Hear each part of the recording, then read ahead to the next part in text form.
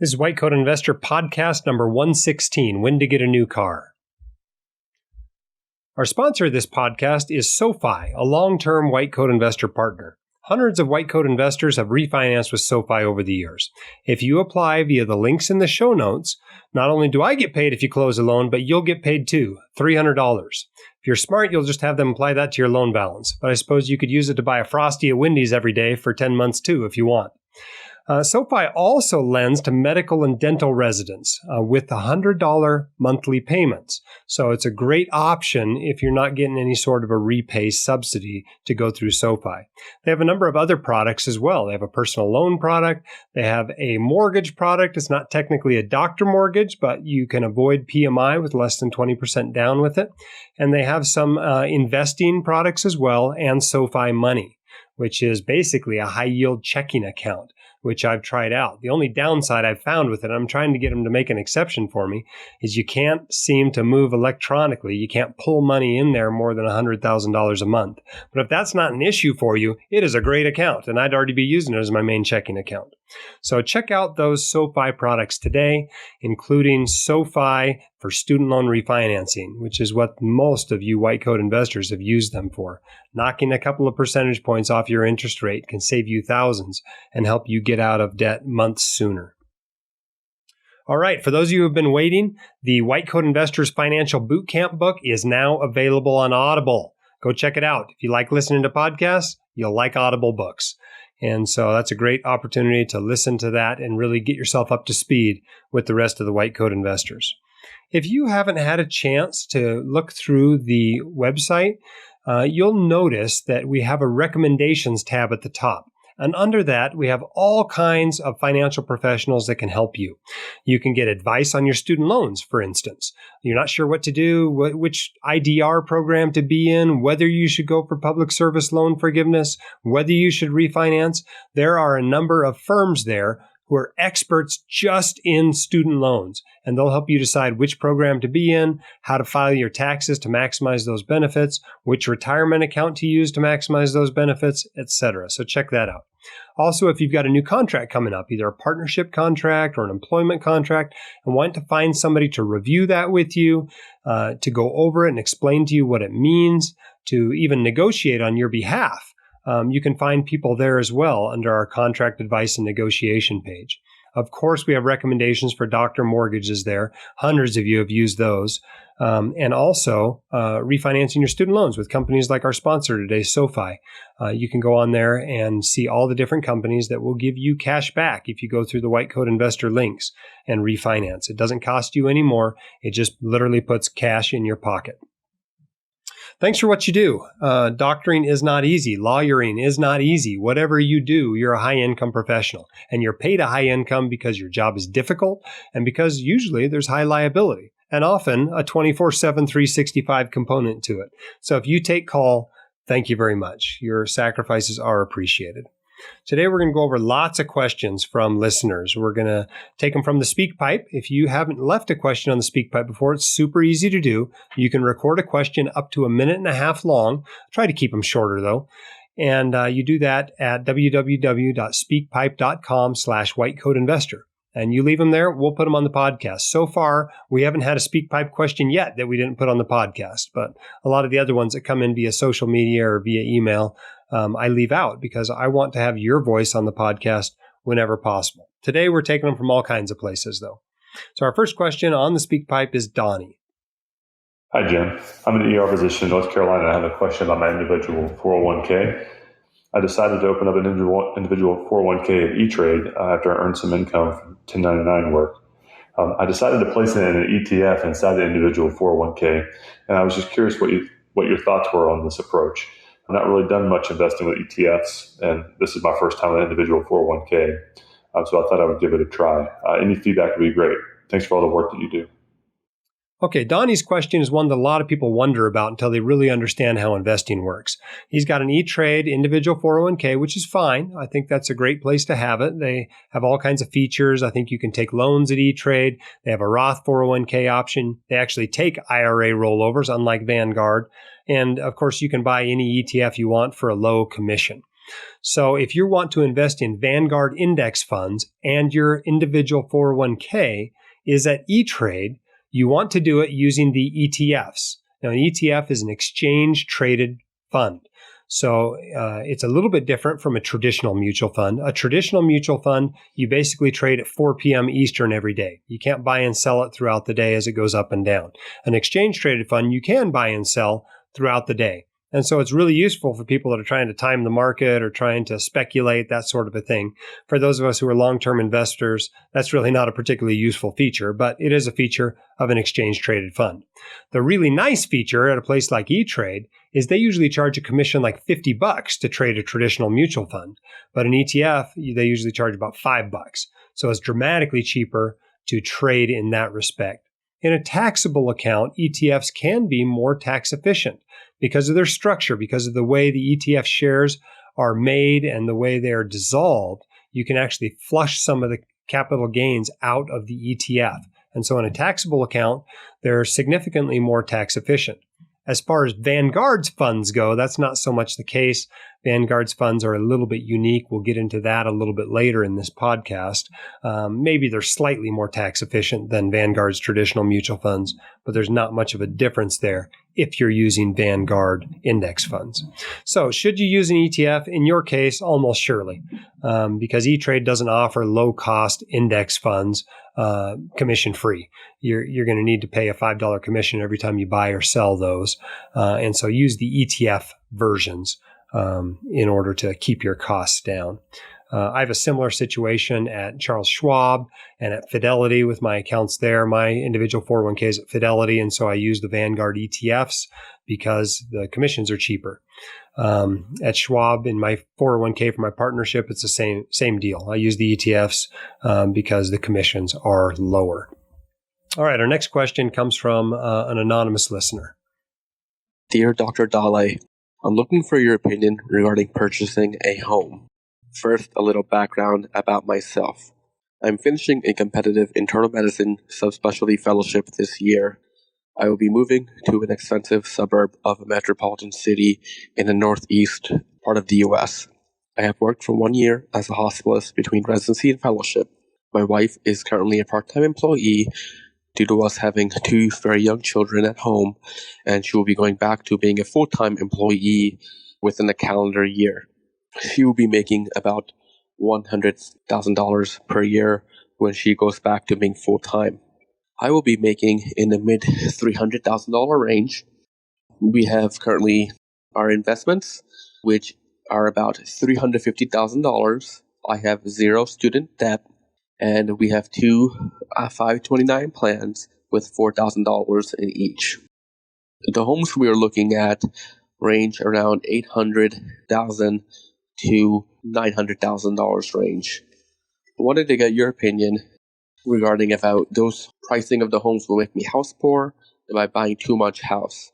Thank you for all you do. Thank you. Okay, basically the question is, should I buy a home? How much home should I buy?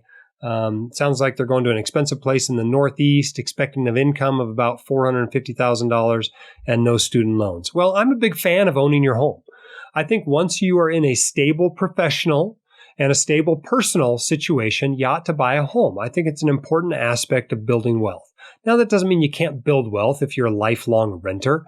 And in fact, there's a few areas in this country where that's not a crazy thing to do, especially since buying costs so much more than renting, in some places like the Bay Area. But in general, I think it's good for doctors to be able to buy their homes. If doctors can't buy a home, who can buy a home, right? That said, that doesn't mean that everybody ought to buy a home all the time. There are times in your life when it's smarter to rent. For example, if you're only going to be someplace for a year or two, if you're in the military and you're moving every 3 years, I think buying a home's dumb. Even if you hold it longer than the 2 or 3 or 4 years you'll be there, you're going to be a long distance landlord, which I assure you is no fun. And so I think, in those situations where you're not going to be in a house for longer than 5 years or so, it's usually a mistake to buy. Obviously, sometimes the market goes up quickly. You can't know that in advance, but maybe a third of the time, if you hold on to a house for 3 years, you still make money. But that means 2/3 of the time, you're not making money. So in this case, buy the house if you guys both like your jobs and your jobs like you and your family's stable. The marriage is good. You're not expecting twins next week and you're not going to have enough bedrooms for them, that sort of a thing. Then go ahead and buy the house. My general rule is to keep your mortgage under 2 times your gross income. And so if you're making $450,000 a year, that would suggest a mortgage no larger than $900,000. So if you buy a $1 million house, you put $100,000 down, your mortgage is $900,000, you stay within that rule. Now, in some really expensive areas, maybe your DC and your Boston and your Manhattan and your Bay Area, sometimes you might have to stretch that rule a little bit. You might have to stretch this 2x gross income mortgage rule. But when I'm talking about stretching, I'm talking about 3x, maybe 4x, not 10x. That's just crazy. You're going to be totally house poor doing that. Even going to 3 to 4x, you got to realize that there are some significant financial sacrifices you are going to make buying a house that expensive. You're not going to accumulate wealth as quickly. You may have trouble maxing out your retirement accounts. You may not be able to travel as much. You might need to drive a dumpier car, etc. There are consequences to doing that, and often that means a longer career and working longer. But if you're fine with that, it's not crazy if you're in San Francisco to get a 3x mortgage, right? In fact, you're probably going to have to be, given the cost of housing related to the salaries of doctors there. Okay, our next question comes from Bill Yount. He's one of our Facebook group moderators, and he tells me he's planning on coming to the White Coat Investor Conference, so you may get a chance to meet him there if you're coming. But he asks, if you get a chance on the podcast or elsewhere, I would very much appreciate it if you could explain to me and the audience the advantages to the individual investor of the unique and patented share class structure at Vanguard, and how having traditional open-ended mutual funds paired with ETF share classes keeps fees and taxes lower. And as a corollary to that, what, if any, impact will the expiration of Vanguard's patents have on the industry as a whole? Well, here's the deal. Vanguard patented this structure, so they're the only mutual fund company with this structure. But the way they've set this up is they've set up a traditional index mutual fund and paired it with an exchange-traded fund. They're 2 share classes of the same fund. And what that allows them to do is to take some of the capital gains out of the people who own the traditional mutual fund shares and move those into the exchange-traded fund shares and eliminate them when the ETFs are dissolved. Now, you have to look at how an exchange-traded fund is created. They have these units that they create. They bring all the stocks that are in there together and create this unit. And then from time to time, they dissolve these units. And when they do that, they can pass the shares with the low basis, these high capital gains in there to these groups that, basically that's what they do is form these ETF shares. And so because of that unique structure, it allows the Vanguard traditional index mutual funds to be more tax efficient than they otherwise would be. In fact, they are nearly as tax efficient as the Vanguard exchange traded fund share class. None of that matters, of course, in a Roth IRA or 401k or other tax protected account. But in a taxable account, it does matter.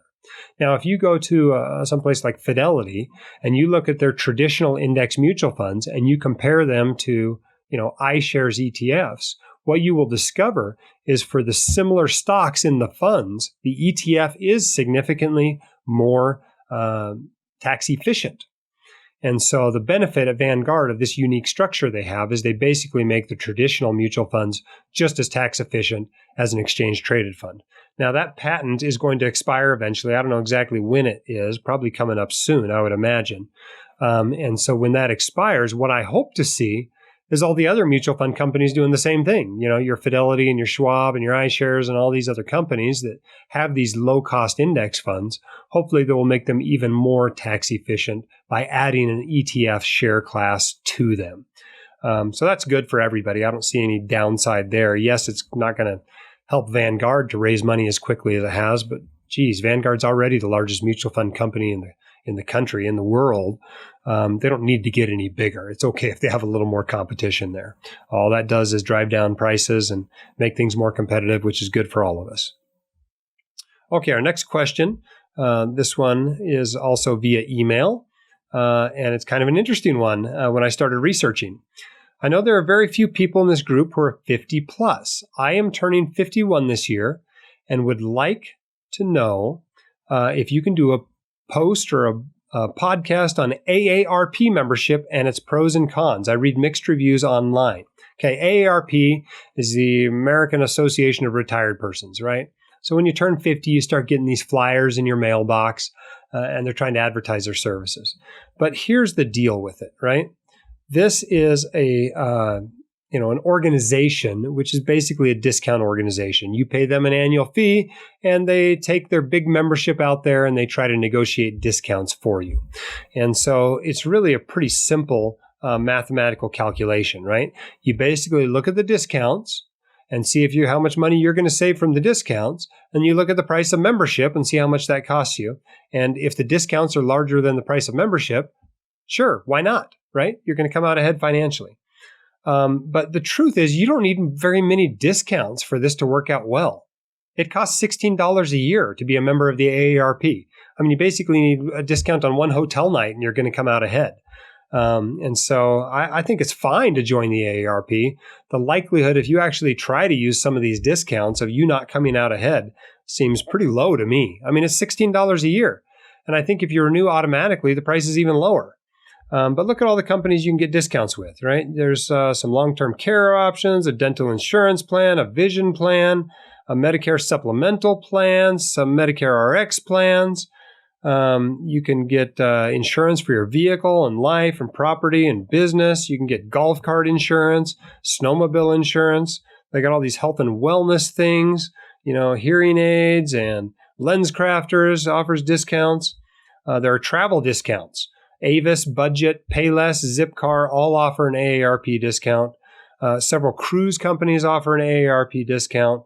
There are flights and vacation packages that will give you a discount, like British Airways, for instance.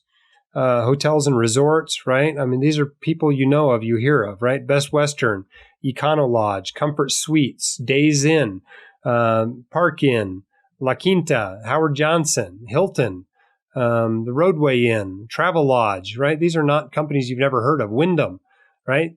If you travel at all, you can probably get an AARP discount at some point during the year that is going to make up for your $16 membership. Restaurants, right? Bubba Gump Shrimp Company, Joe's Crab Shack, Denny's, Outback. A lot of these chains have AARP discounts. And even if they don't, you can ask for one. You'd be surprised how often you get a discount when you ask for one. I know a lot of you know this because you keep asking me to discount the stuff I sell. And so I know it must work or you guys wouldn't keep asking. Ticketmaster offers discounts. There's all these things you can do. 1-800-Flowers.com. It's a big organization. And so they've got all these organizations that you can use for discounts. And so, yeah, I think it's probably worth joining as long as you'll use it. If you get to the end of the year and you're like, wow, I didn't use this once. So what? You're out $16. I mean, that's just a movie these days. If you're going out to a premium complex, it's just not that expensive. But here's an interesting secret about the AARP. You don't actually have to be 50. You can join the AARP anytime you like. There's not actually an age restriction. At 50, you get a regular membership. But prior to 50, the way it used to be, you would get an associate membership. Those were actually cheaper. They were $12.50. I think the way they've done this now is they've just standardized it. So it's $16 for everybody. You don't have to be 50. You don't have to be retired. You don't have to have gray hair. You want to be a member of the AARP, knock yourself out, go join the AARP and get your 10% or 15% discounts or whatever off these hotels and restaurants. So yeah, go for it. Nothing wrong with the AARP. Well, I mean, there might be something wrong with the AARP, but $16. Come on, you can come up with something that'll save you $16 during the year. Okay, our next email comes from a dentist. This is lengthy, but I think it's worth going over because I think there's important lessons learning here. After having spent the past couple of months reading through some articles, listening to your podcast, learning a lot of basics, I've been determined to get on track with a better plan. I get that you focus on your MD brethren. A lot of them are what seems like extreme situations. But what about people that are in more lower to middle situations? Not every high-income professional is making $300,000 to $700,000. Isn't that the truth? I mean, the average physician only makes $275,000. A lot of us are making 100 to 200,000. That's why the averages are where they are. I'm throwing my post into your hat to see what you recommend regular Joes can do with limited resources. I love that we get so skewed sometimes that we think $100 to $200,000 is a regular Joe. Regular Joe these days, guys, is about a household income of $60,000. That's the average. So even if you're a dentist making $150,000 or a pediatrician making $170,000, you're still doing much better than regular Joe. All right, he says, I'm a general dentist, married to a psychologist. We both have moderate amounts of student loans. I have $100,000 left. My wife has $120,000, all at 6.5 to 6.7%.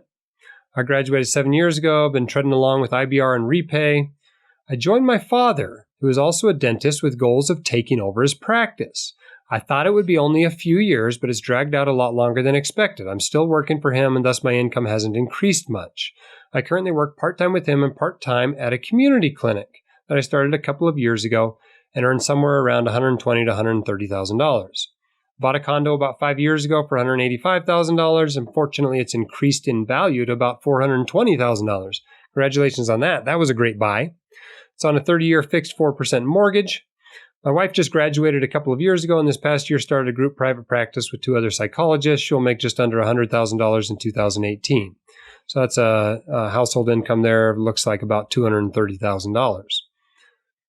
In terms of retirement, we don't have much started. I have a 403B that the community clinic started for me when I started with them. That has about $8,000 in it. I started a Roth IRA last year, managed to put $5,500 in there. My wife doesn't have anything. I'm 33, she's 32. We're hoping to start a family soon, and we're in a high cost of living area.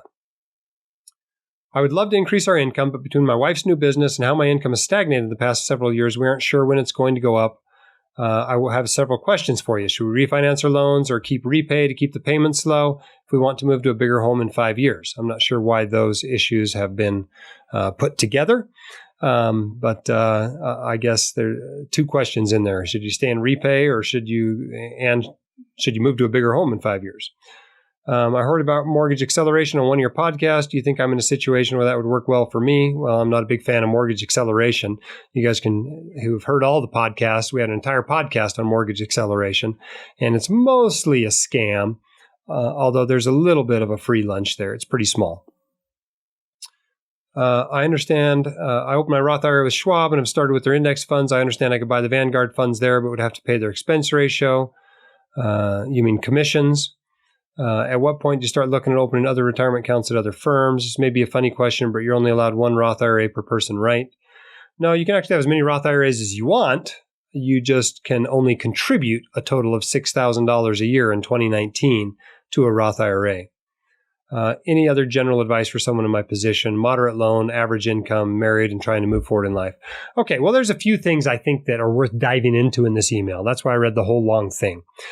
First of all, I've written lots of things aimed directly at low-income docs. I've got 3 links to posts that we'll put in the show notes that talk all about issues and how to deal with them when you're making $100,000 to $200,000 a year.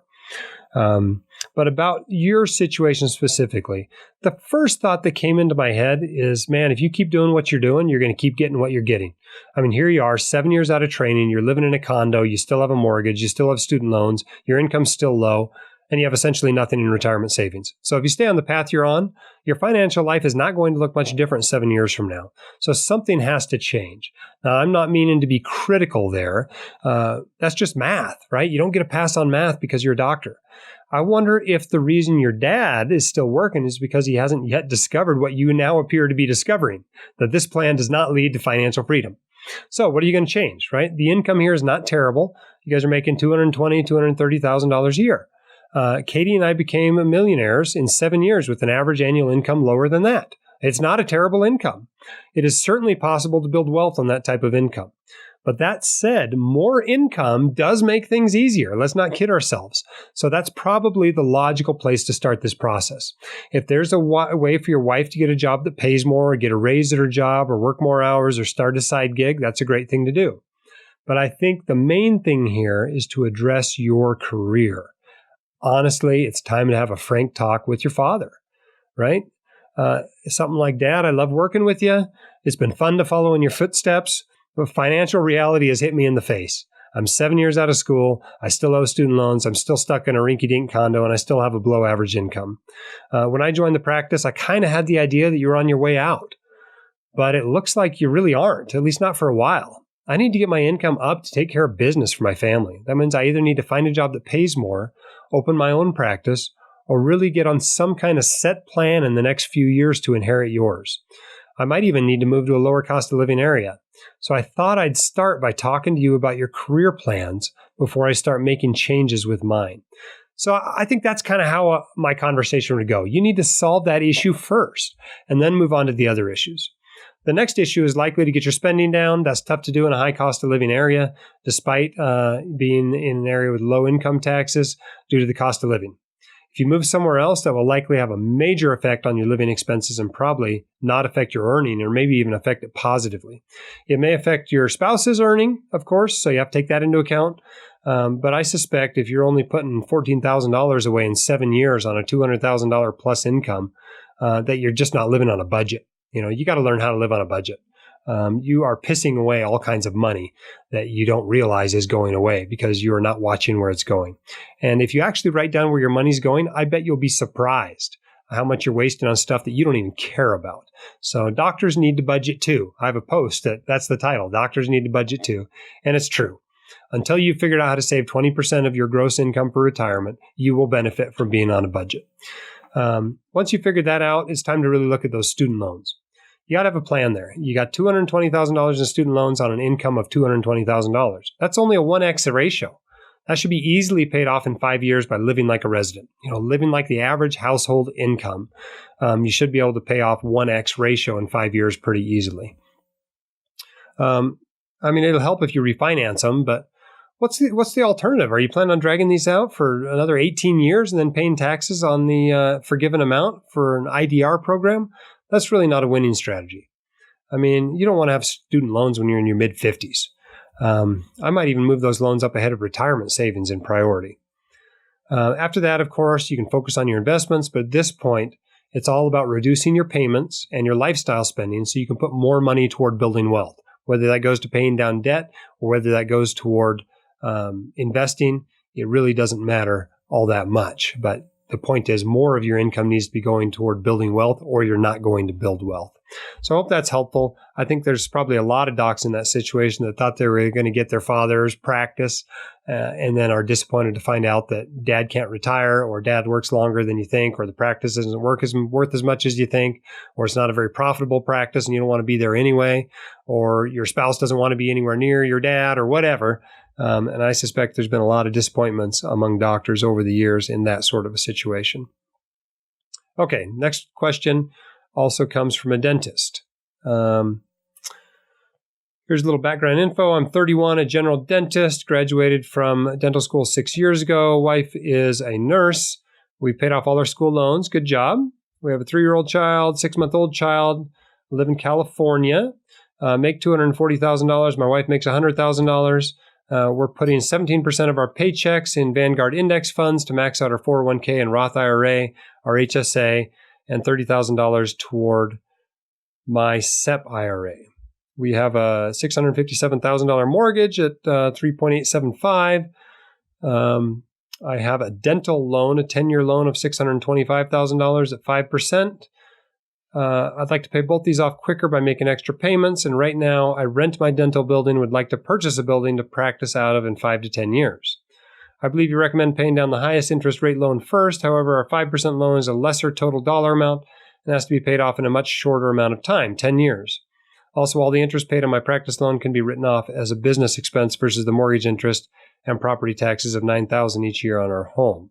I'm curious if any of these factors matters, or should we still focus on paying off the dental practice first due to a higher interest rate? Well, there's no right answer there necessarily. What should be paid off? Either is fine. Remember that your property taxes don't go away when you pay off your mortgage. So that's a total non-factor.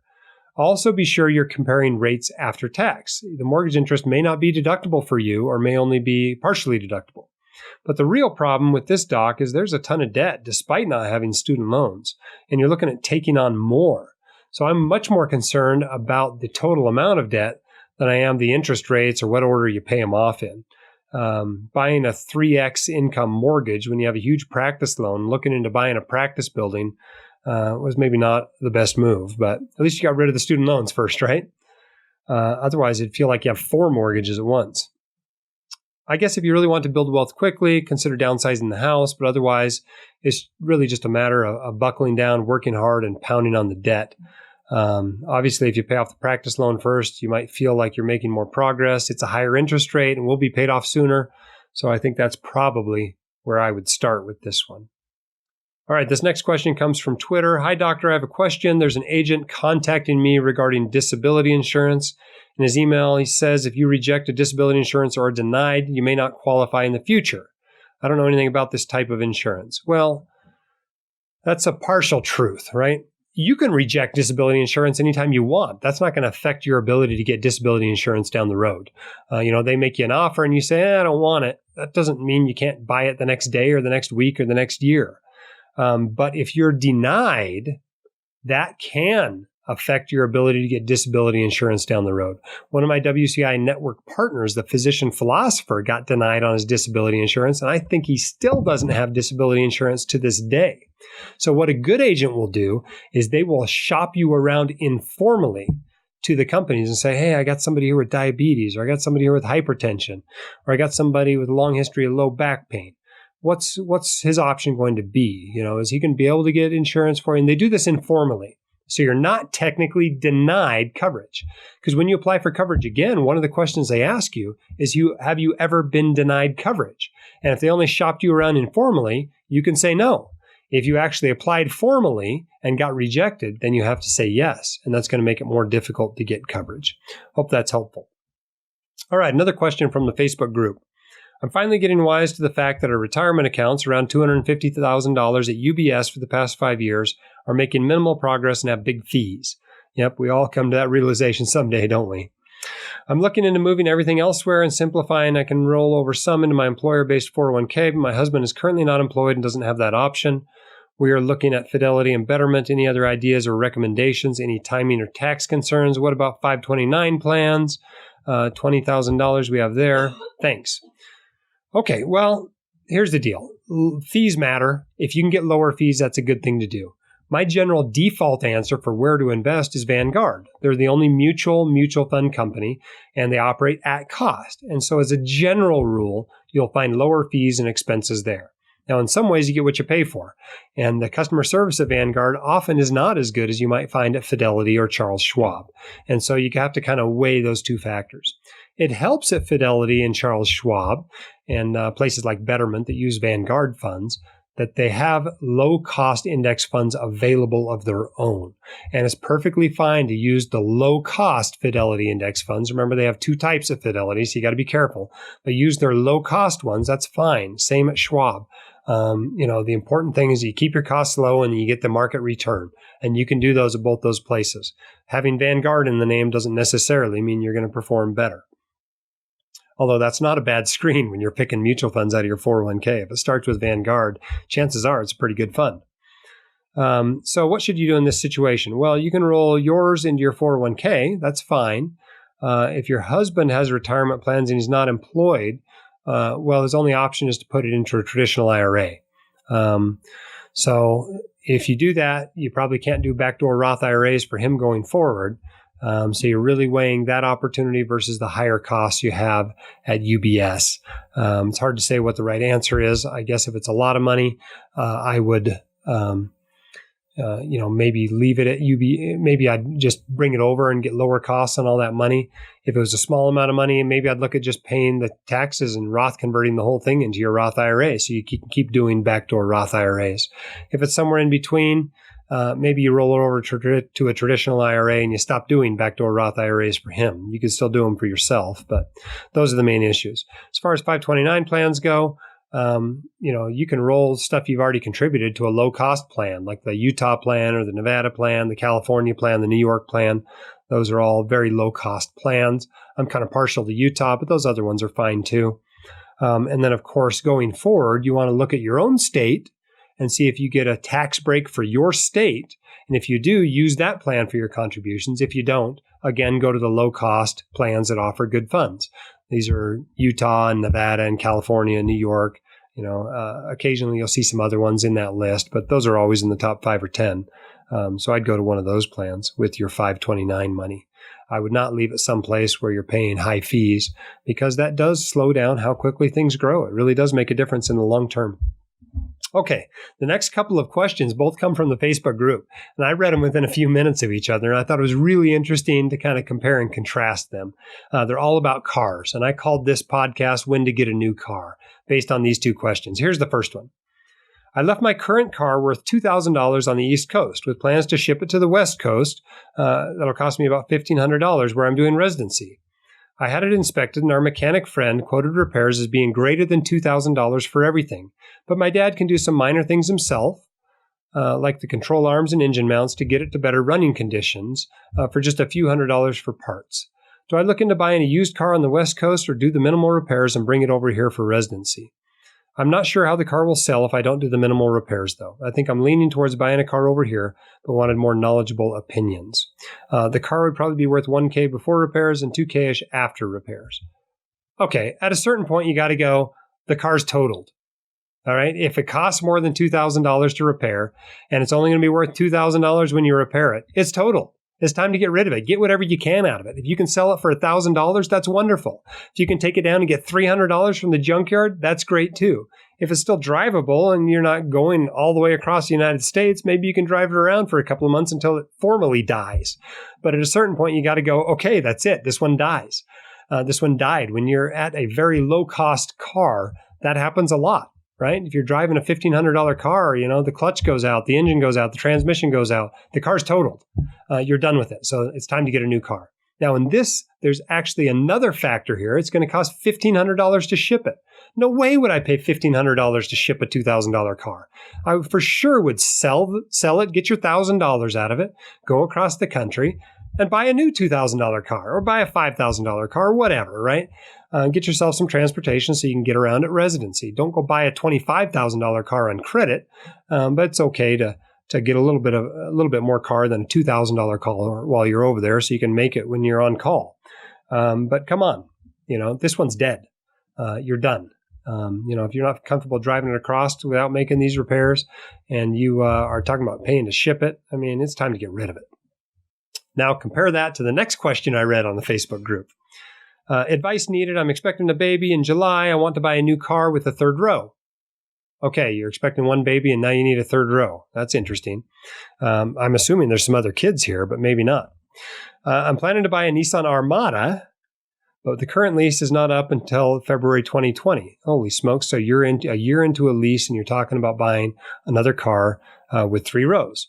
Would you buy a 2018 Nissan now? That is exactly what you want, with less than $10,000 for $20,000 cheaper than brand new. I would still have to pay for my current leased luxury car until February, about $7,000.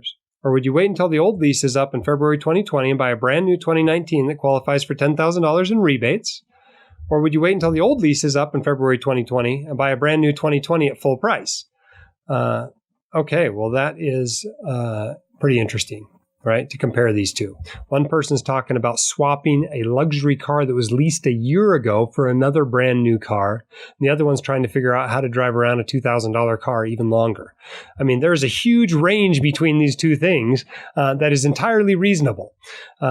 Leasing a car is not a great move. When you lease a car, you are renting the car. You are renting it for 3 years usually. It's usually a 36 or 42-month lease.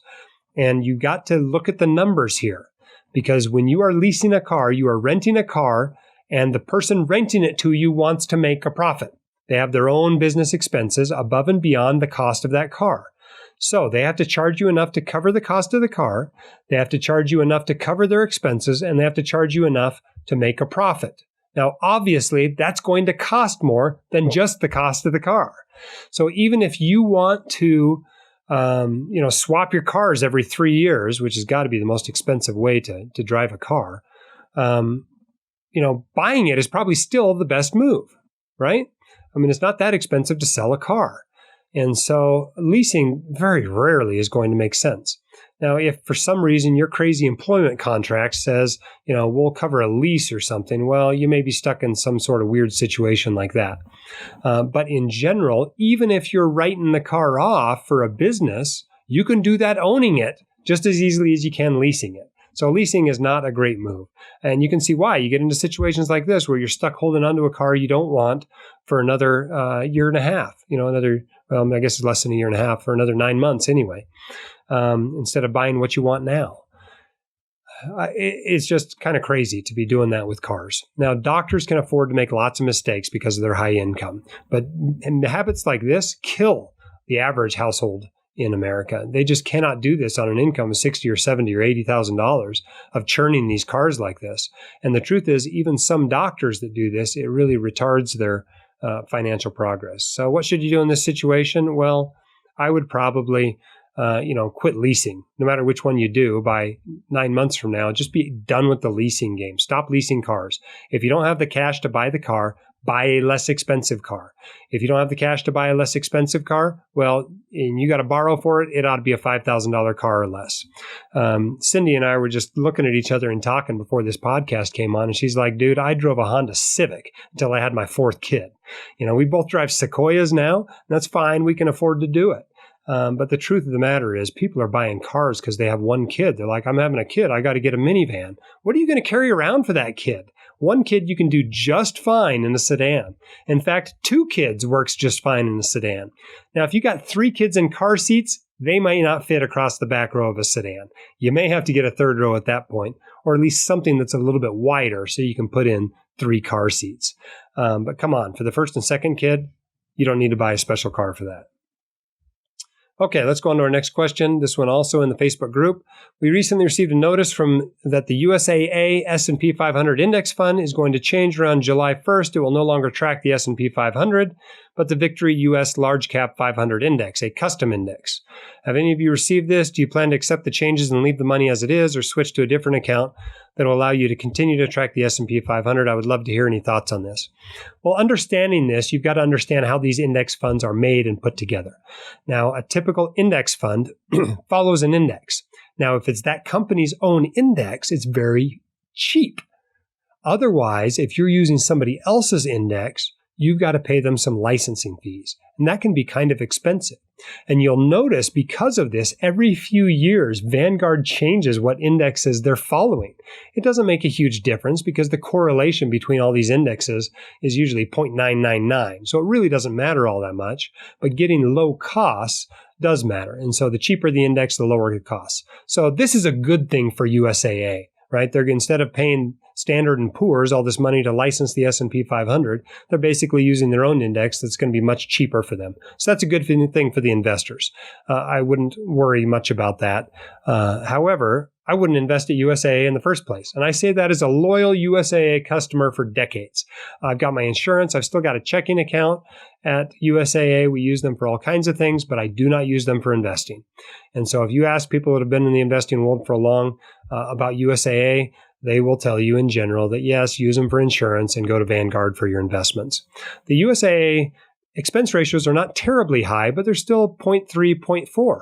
And if you go to Vanguard, you can often get 0.03 or 0.04 for those same types of mutual funds. And so in general, as loyal as you may be to USAA, thank you for your service for our country. Now go invest at Vanguard. That's my tip for military folks today.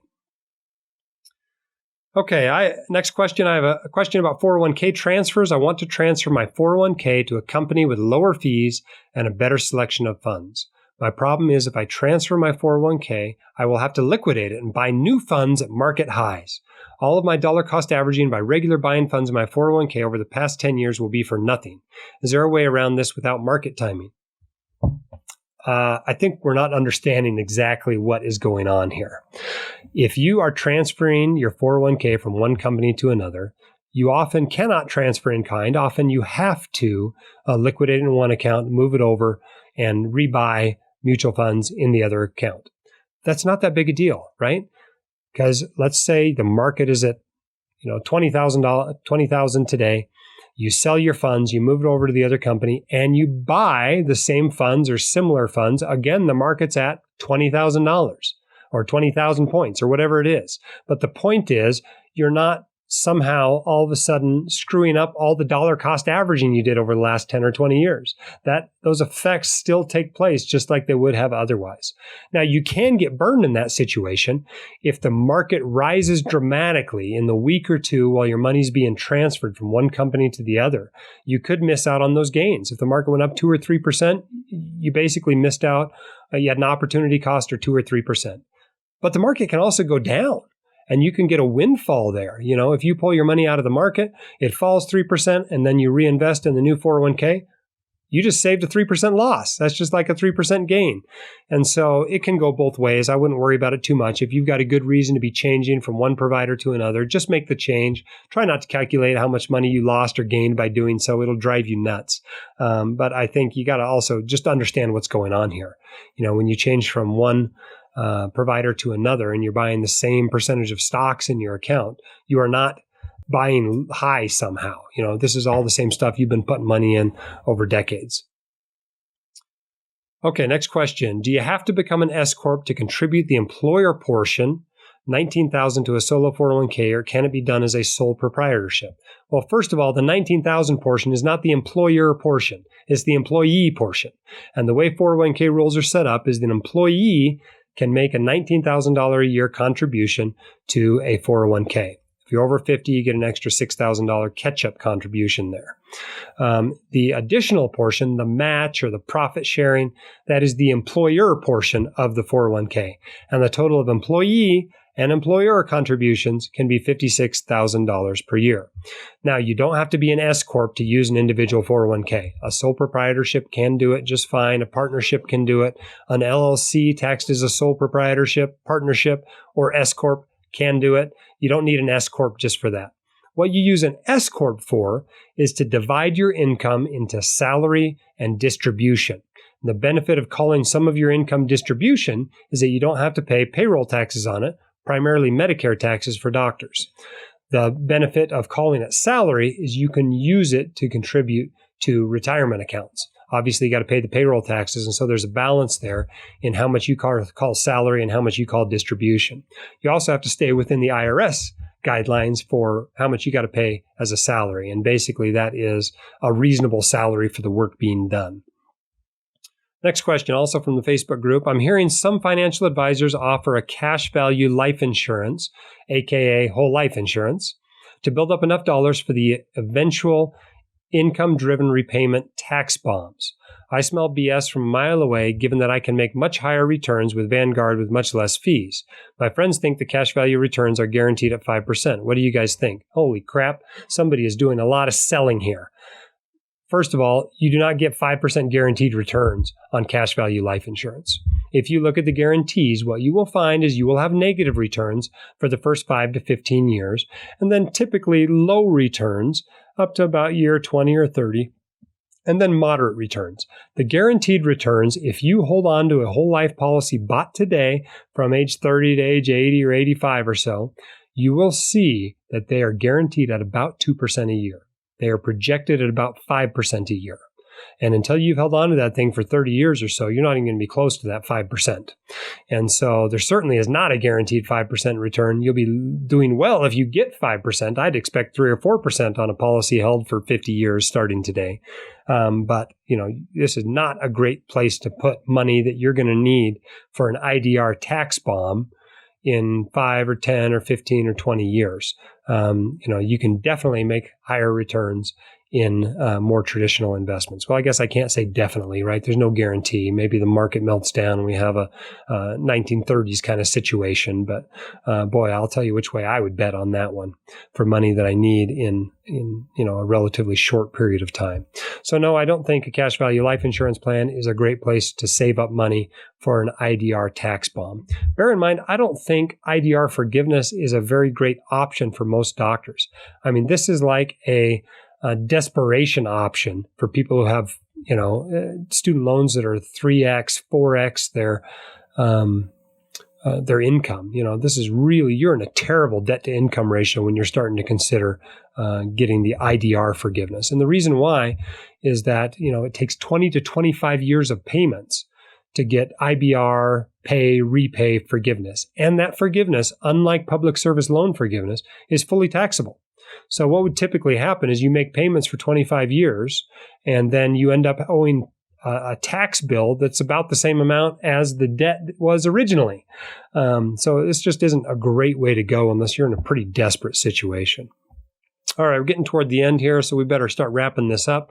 Remember to check out our recommendation pages at the White Coat Investor website. We've got recommendations for student loan advice. We've got recommendations for contract advice and negotiation, doctor mortgages, student loan refinancing, recommended books, for instance. I see questions all the time. Hey, what books should I be reading? I put together a whole list for you of what I think are the best books for personal finance, investing, real estate investing, advanced investing, mortgages, all these categories of books that I think are worth reading. So if you are looking for book recommendations, check that out as well. All right, our sponsor for this podcast is SoFi. Hundreds of White Coat Investor readers have refinanced with SoFi over the years.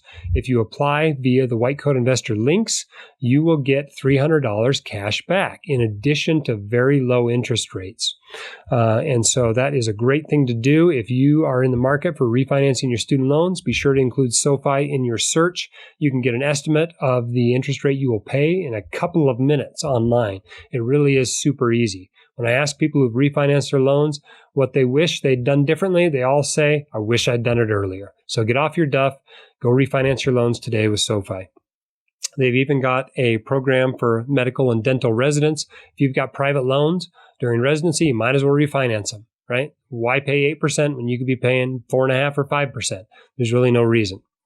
All right, head up, shoulders back. You've got this. We can help. We'll see you next time on the White Coat Investor Podcast.